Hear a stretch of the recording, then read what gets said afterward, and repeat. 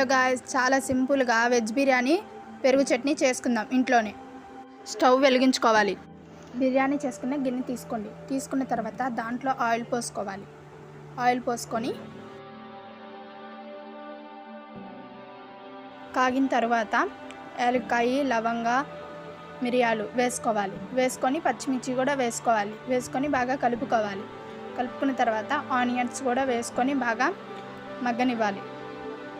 మగ్గనిచ్చిన తర్వాత garlic paste వేసుకోవాలి. వేసుకొని బాగా వేయించుకోవాలి పచ్చివాసన పోయేంత వరకు.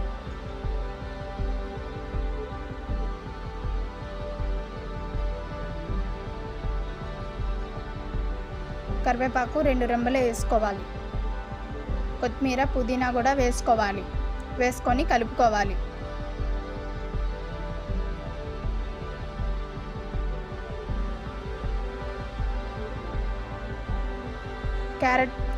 క్యారెట్ ముక్కలు కూడా వేసుకోవాలి.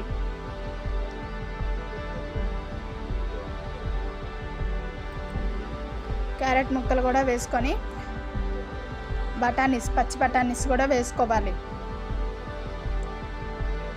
వేసుకొని కలుపుకోవాలి. కలుపుకొని ఇప్పుడు కాస్త మగ్గనివ్వాలి.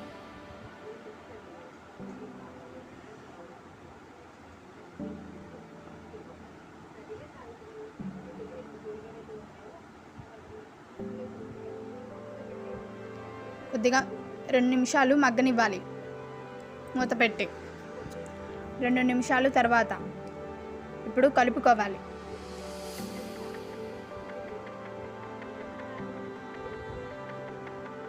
ఇప్పుడు టమాటా ముక్కలు కూడా వేసుకోవాలి.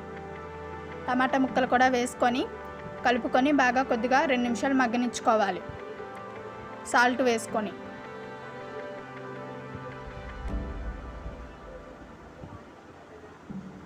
కారం, పసుపు, ధనియాల పొడి, గరం మసాలా వేసుకోవాలి.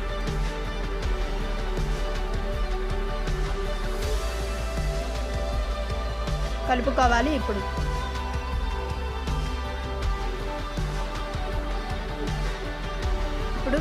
మనం నానబెట్టుకున్న రైస్ వేసుకోవాలి.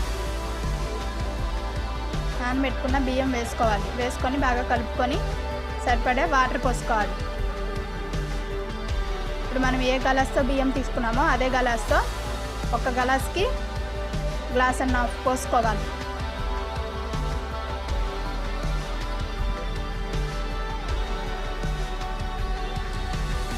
కలుపుకోవాలి. కలుపుకొని మూత పెట్టుకోవాలి. సాల్ట్ చూసుకొని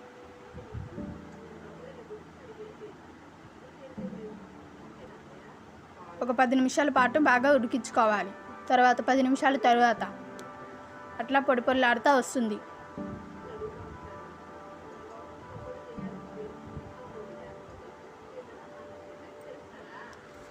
ఇప్పుడు పెరుగు చట్నీకి కొత్తిమీర, పచ్చిమిర్చి, ఆనియన్స్ సన్నగా తరుక్కోవాలి. తర్వాత దాంట్లో పెరుగు వేసుకోవాలి. పెరుగు వేసుకొని ముందుగా మొత్తం కలపాలి.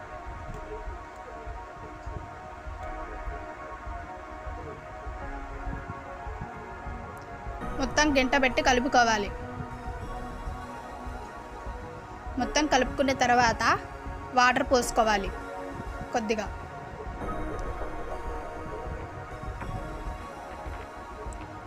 వాటర్ పోసుకొని బాగా కలుపుకోవాలి.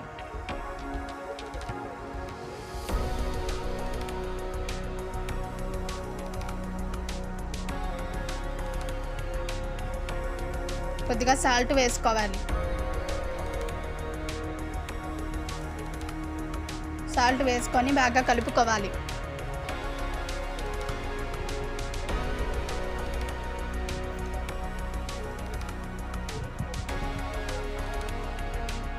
చాలా బాగా కుదురుతుంది. మీరు ట్రై చేయండి, చాలా బాగుంటుంది.